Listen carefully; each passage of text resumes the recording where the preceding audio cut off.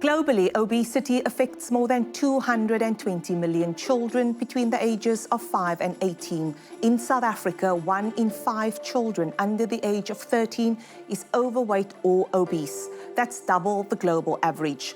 The Global Food Research Program tells us that excess weight during childhood is likely to persist into adulthood. This increases the risk of developing type 2 diabetes, heart diseases, and cancer at a younger age. Young people are also hungry, which has devastating consequences and leads to poor learning outcomes. Our children here in South Africa consume an average of 50 grams of sugar per day. That's around 10 teaspoons, more than double the maximum amount of free sugars recommended by the World Health Organization. Then there's ultra-processed products like cereal that tells us it's healthy but has high amounts of sugar. But it's enticing to eat colorful, sugary cereal. And who tells us this, that it's cool and healthy? The way the box looks and big food companies.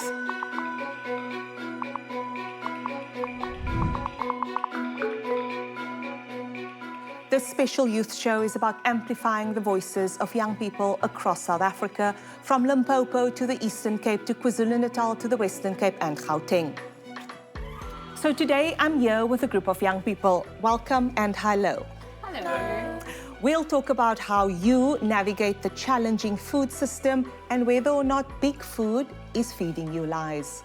So my favorite food when I grew up was Millie Meal, some sugar, milk and butter. Yours, Simpiwe? Mine was 2-minute noodles, get home right after school, build a kettle, pour it in, and I'm done. Joseph? Mine used to be pap and amasi and a whole lot of sugar.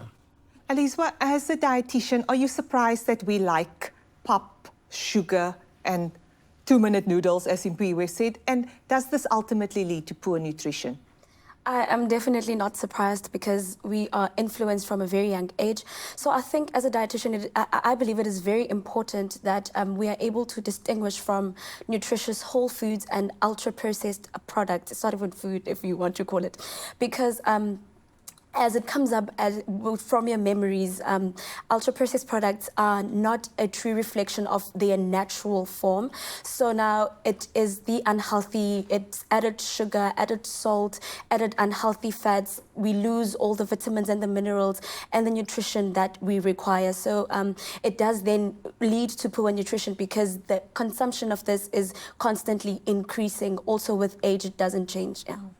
Joseph, you and your family lost everything during the xenophobic violence in Johannesburg. You were forced to go live in an informal settlement where you and your family simply had no choice but to eat all the wrong stuff that Alizwa is talking about. Talk to us about this. Yes, so unfortunately we did lose everything. And due to that, we were forced to eat ultra-processed foods. And at that time, we ourselves were not aware of the food that we were ingesting because we did not have the knowledge to differentiate between your nutritious food or your ultra-processed food.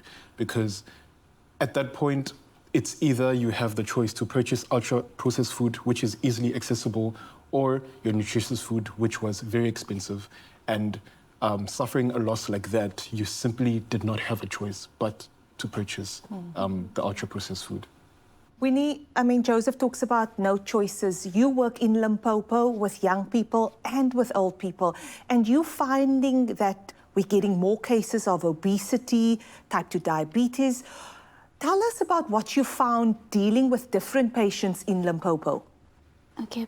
As I do nutrition counseling to our patients and looking through their diet history, their daily dietary intake, I can conclude that they really depend on what is available. But at the same time, it is also the issue of not knowing how to navigate the packages. I've seen a lot of people who don't know how to navigate whether the food product has high salt, whether a product has high sugar, whether the product is high in unhealthy fats, as you have mentioned, like saturated fats and trans fat. It's all because of not having enough knowledge. And this is a huge problem because we end up having young people with non-communicable diseases like hypertension, like diabetes, which are conditions that are most common in elderly people. But now we are having them in our young people. Therefore, it's a huge block to break as dietitians because it's also shaped by how they grew up.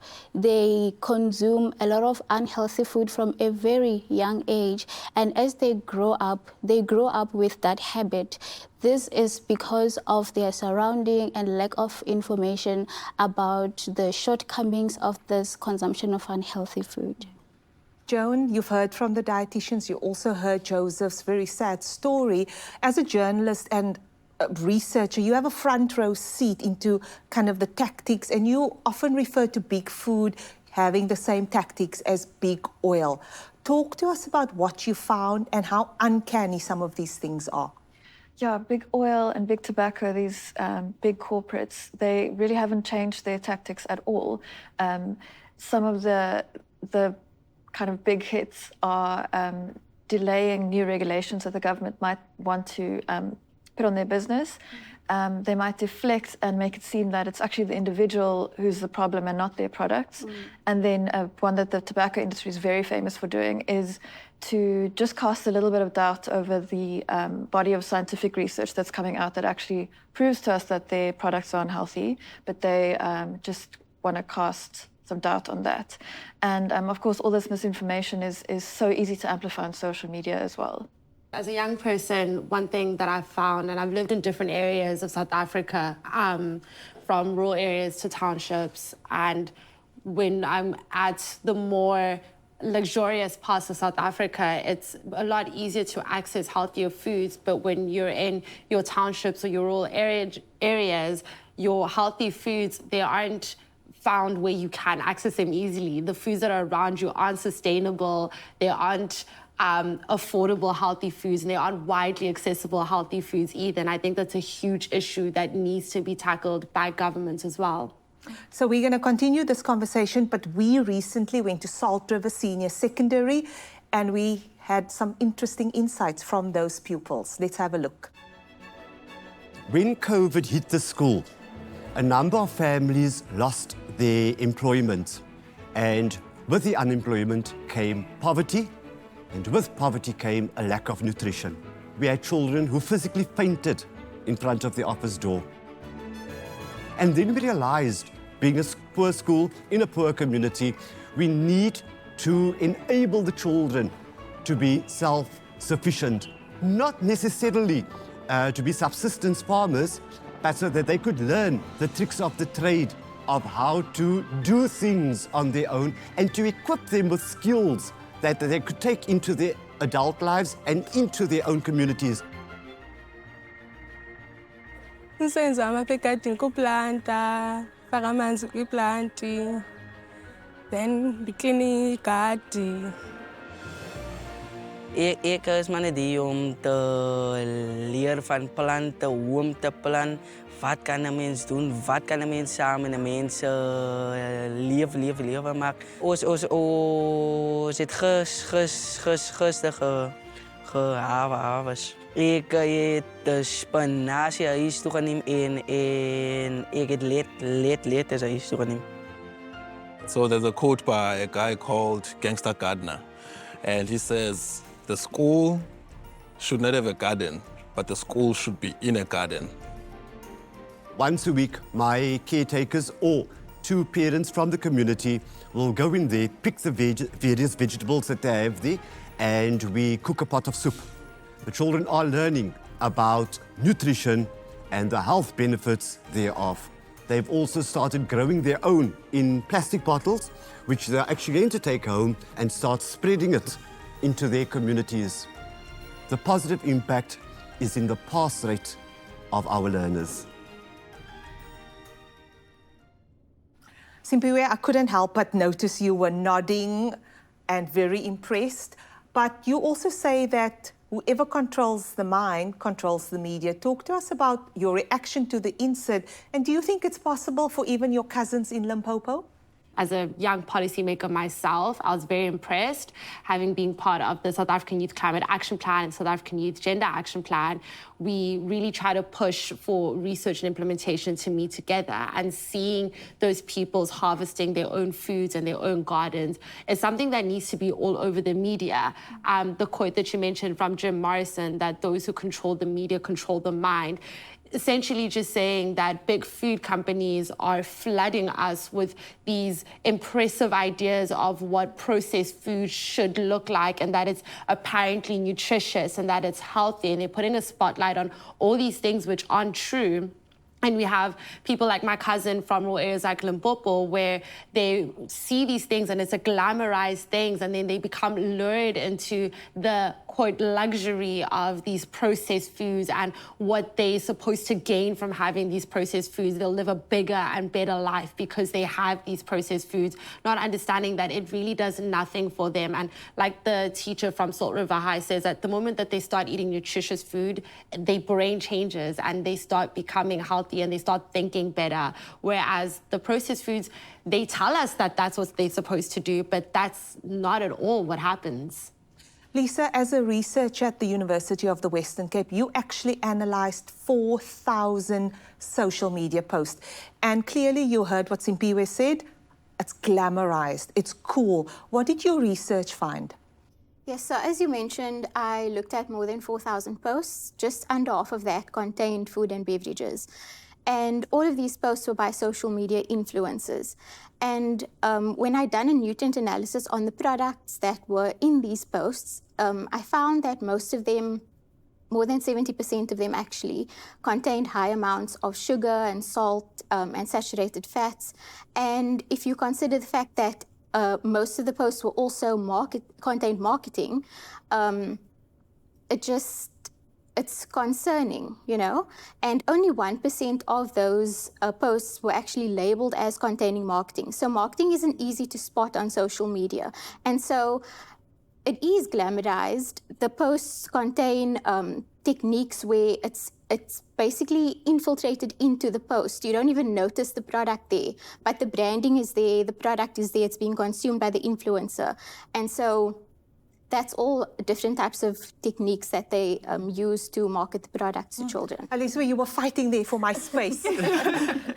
What do you want to talk to me? Just to add on to what they just said, if ever we'd have this ethical marketing on social media, seeing that there's gardens that can be made in water plastic bottles, then it would promote a more nutritious lifestyle to people, because it is what we recommend to patients when we're actually counseling, that you can actually collect bottles and plant your own foods that will be natural occurring and that will be nutritious for them. So if ever this then is shown across to people, they wouldn't be so surprised when we recommend this to them, that it's this easy to actually grow your own, and it is more affordable in that sense, yes. Your fellow dietitian, Winnie?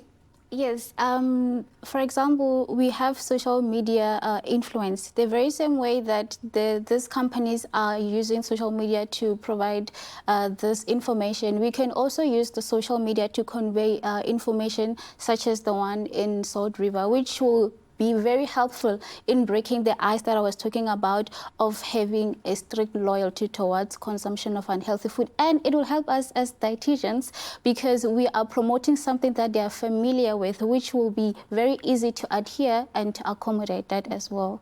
Joseph, I see you were trying to get our attention, but talk to us about the importance of community gardens for the students that you are working with, and you also want government to assist you. We are trying to get the attention of the government as well as the society around us in order to support us within this project of community gardening. Because as a UNICEF volunteer and ambassador, we have partnered up with several NGOs where we go and volunteer to help out with the children and everything. And most of the NGOs actually have community gardens, but all of these community gardens are not active except for a few. So once we actually get the government and people around us to join in this particular initiative, we'll be able to pass the message that once you're able to grow your own nutritious food that is accessible to you and at a very low rate, it'll allow people to grow in the culture of eating healthy food. So once we get the help of the government, they will be pushing a very good agenda as to allowing people to grow in a culture of eating healthy, and secondly, increasing their life expectancy. Joan, you were listening very intently to Joseph. As a journalist, do you think that's possible? I think we'll need a number of changes to our policies to achieve something like that. We would start with proper labeling so that people can be empowered to make good choices about what they're taking off the shelves. But we'd also need the government to help to build a food environment that's healthy to navigate. As they mentioned, that it's so much easier to find a fast food outlet, especially in our poorer neighborhoods, than fruit and veg. And lastly, I think another important thing is for policymakers and our elected leaders to be more transparent about their dealings with the food industry, so that journalists and activists can make sure that the policies that are being written are for the benefit of the community and not for corporations. Food companies invest millions into advertising campaigns to make their products appealing to our kids. Every second, children in our country are exposed to the advertising and marketing of unhealthy breakfast cereal, snacks and drinks. It's enticing, colourful and attractive. It's no surprise then that television, radio advertising and social media marketing are powerful mediums for marketing food and beverages. Numerous studies have shown that food marketing does influence food preferences and consumption. We travelled to KwaZulu-Natal and we met a very interesting chicken farmer. Let's have a look.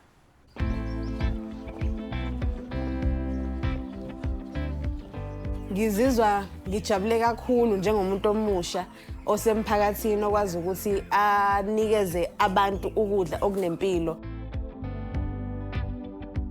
Inkukhu uyakwazi ukuyikhulisa between ama-cycle amabili mo uyifama wena uyazikhethela ukuthi uyidayisa mase kungakanani. At 4 weeks uyakwazi ukuthi uyidayisele iy'tolo ezidayisa ukudla ko-1.8 kg ko-4 weeks, and then at 6 weeks uyila esuke isikhule khona ngokwanele ngokomthetho isingaka isiwulo size omkhulu go 6 weeks at 2.5 kg, sometimes 3, kuya ngokuthi wena uxoxa kangakanani ney'nkukhu zakho ezala ekhaya njengo-3 kg. Nginokuthembeka engisengikwakhile la phakathi kwami nomphakathi engiwusevisayo. Kakhulukazi ngoba futhi sengithi asizidayisa iy'nkukhu zodwa kanje, sidayisa namakhombo sokuthi kuhambe inkukhu, u-green pepper, ispinashi kuhlangene. Nama-tray-ke siba nama-tray, ama-gizzards, ama-livers, ama-inside, iy'nhliziyo, yonke leyo nto leyo kuba wo-R20 ama-tray. Iwona ahamba kakhulu-ke futhi-ke ama-tray because khona ikhombo nje yethi R100 ehamba kakhulu. Ama-livers awu-2, ama-gizzards awu-2, upelepele omncane nespinashi R100. Kudala abazali bethu babephila beze befika ko-100. Namhlanje lezo zinto azenzeki ngenxa yokudla esikudlayo nokuthi nathi asikho aware, like nje sitshala ukuthi sithe kodwa nje sithe ngenxa yokuthi asazi ukuthi sidlani, asazi ukuthi yini lesifaka emlomeni yethu, sijabulela ukuthi ukudla kumnandi, uyabo.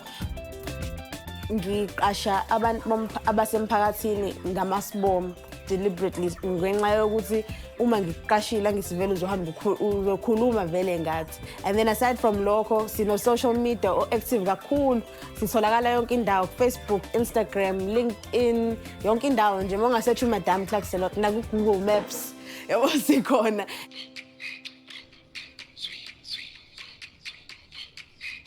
Aliswa, you looked very impressed with Madame Clark's. Your thoughts on what you just saw? Firstly, growing up in a home deep in the Eastern Cape where we have our own live chickens at home and we also have our own garden where we grow our own vegetables as well, I was very impressed, quite commendable. And if she can provide the people with such nutritious food and organic meat at such a reasonable price of 100 rands, then why can't the government offer us the same? Because if then we can shift towards a more accessible and a more affordable nutritious and healthy foods, then I feel like our purchasing practices would change and we would be shaped to buying more nutritious food in that sense. Lisa, she's using social media quite aggressively. Do you think it's a good thing? Yes, I definitely think it's a good thing. I think that it's exciting to see young people using social media to promote healthy products. And I mean, if it can work for unhealthy products, then those same practices should be used for healthy products so that it can inform better dietary decisions. Winnie, the dietitian from Limpopo? I'm actually very impressed because we once had a conversation in class where we discussed whether healthy food is expensive or not. And she's actually a true definition of that.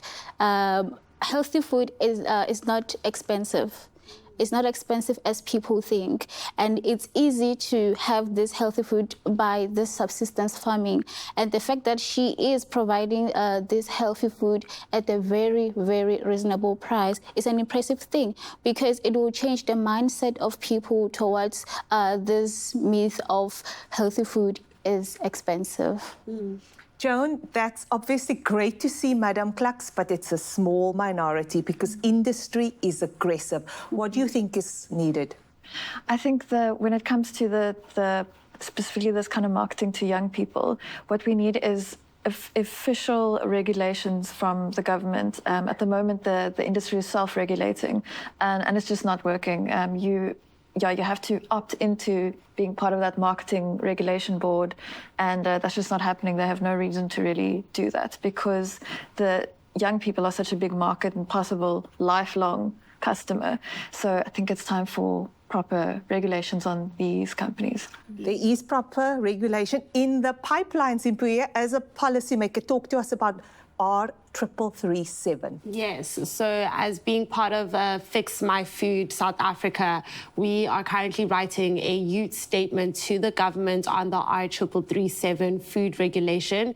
We're asking them to first expedite the process of implementing that particular policy because that policy tackles the front of package labeling and what consumers buy, and it informs consumers of what exactly is in their food so that they know what exactly that they're putting in their body.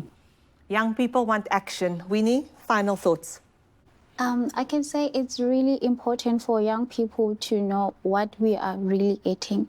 This way, it will help us in having a healthy dietary choice, and it will later help in reducing the prevalence of obesity and non-communicable diseases we have. And this thing of having young people with non-communicable diseases will fade away. Aliswa, you agree with Winnie? I definitely agree. As a student that's trying to juggle academics, work on the side, and just life, I feel like we need clear, easy to understand labels which will accommodate everyone, even those who find it difficult to read a label, because I know and understand a label, yes, but I do not have the time to go through every single thing when I'm doing my grocery shopping. So I feel like having simple, visible and easy to understand labels will just make everything much more simpler and also shape us and cause a shift from the ultra processed to the more whole and nutritious foods as we would ideally desire. Yeah. Simpiwe, as a young policymaker? To steal or to borrow from the slogan used by the South African Youth Gender Action Plan, as young people, we want nutritious food that is sustainable, that's affordable, and that's widely accessible. And you, Joseph? Right. So there's this saying that says it takes a village to raise a child. And once people hold the government and big food companies accountable for their actions, it would be much better for people to actually get better information, like our colleagues mentioned, that will help them select food that is not just healthy for them, but as well as food that is healthy for the children. Because who essentially are we fighting for? We are fighting for the children who are targeted. These are innocent civilians that will eventually lead South Africa in the future.